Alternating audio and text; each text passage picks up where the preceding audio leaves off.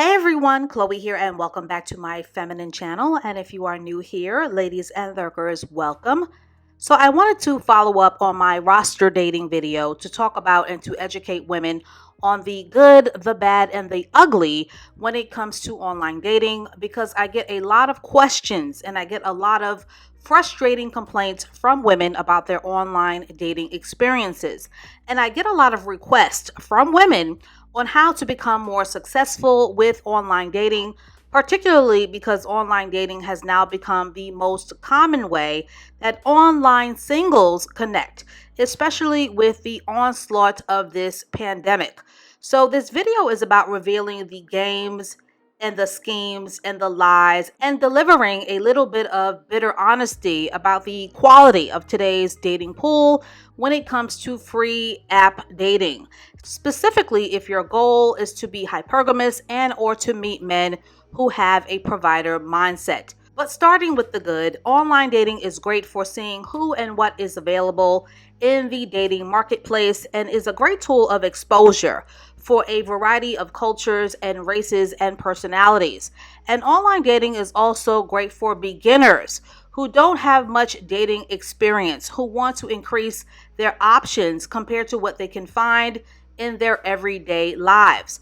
And online dating is a good testing ground that allows for convenient interactions without much risk or time commitment. And this middle ground of online dating allows for safer interactions. And those are the major pros of online dating.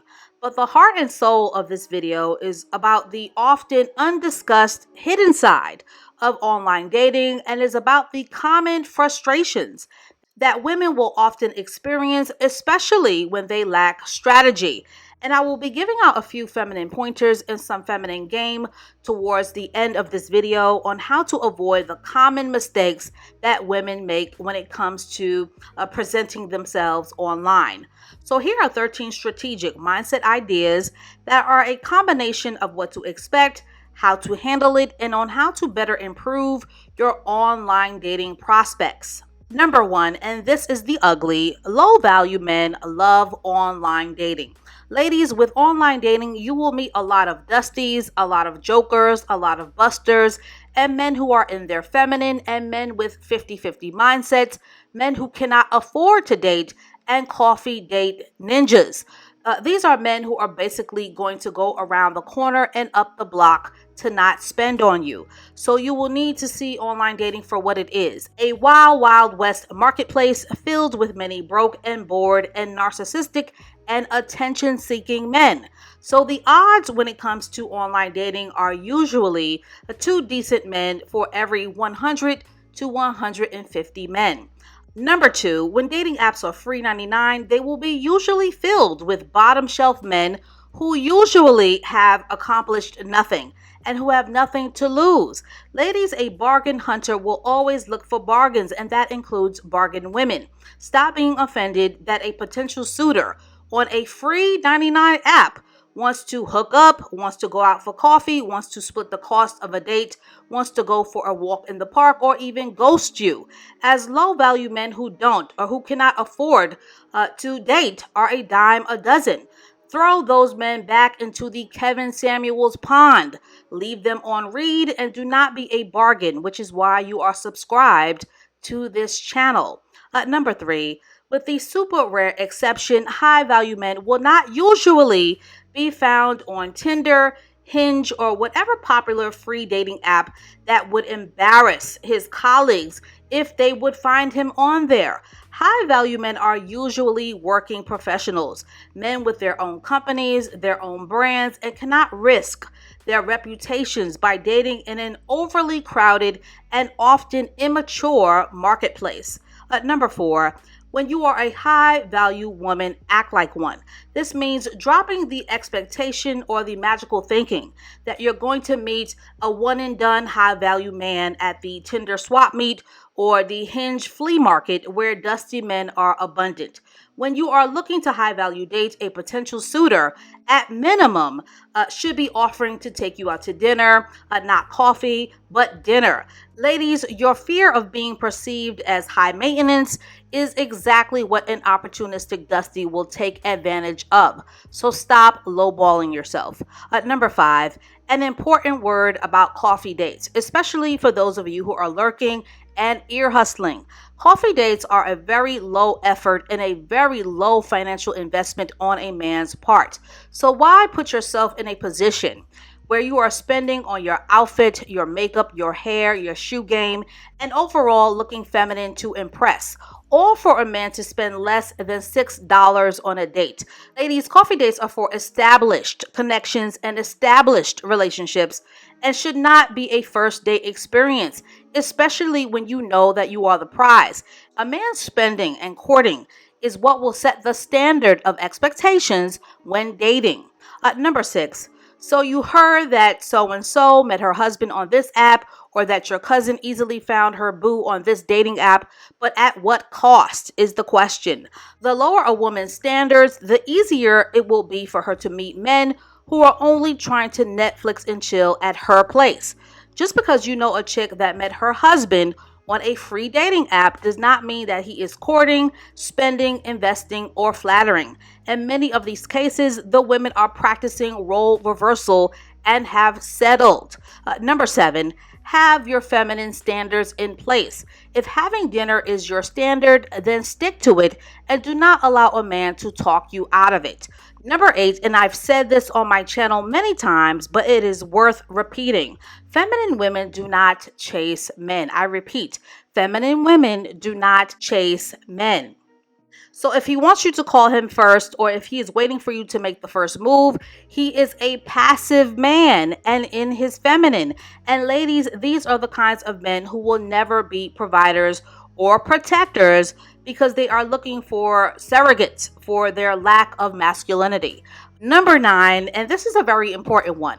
Stop giving men 2 to 3 hour getting to know you conversations for free.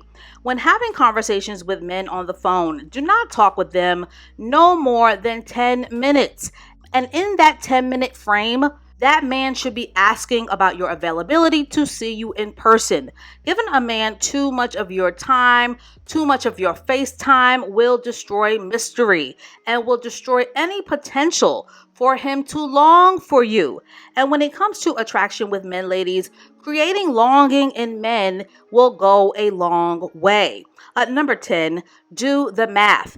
Average men with basic salaries usually cannot afford the upkeep of a hypergamous lifestyle. So, of course, they are going to be looking for women that they can build with. And if you don't mind building with a man as a standard, then build away. But just keep in mind that it will not be a hypergamous dynamic, and relationships without hypergamy in place are often a ticking time bomb of disrespect and power struggles waiting to happen. Number 11, ladies, in a capitalistic world, you get what you pay for.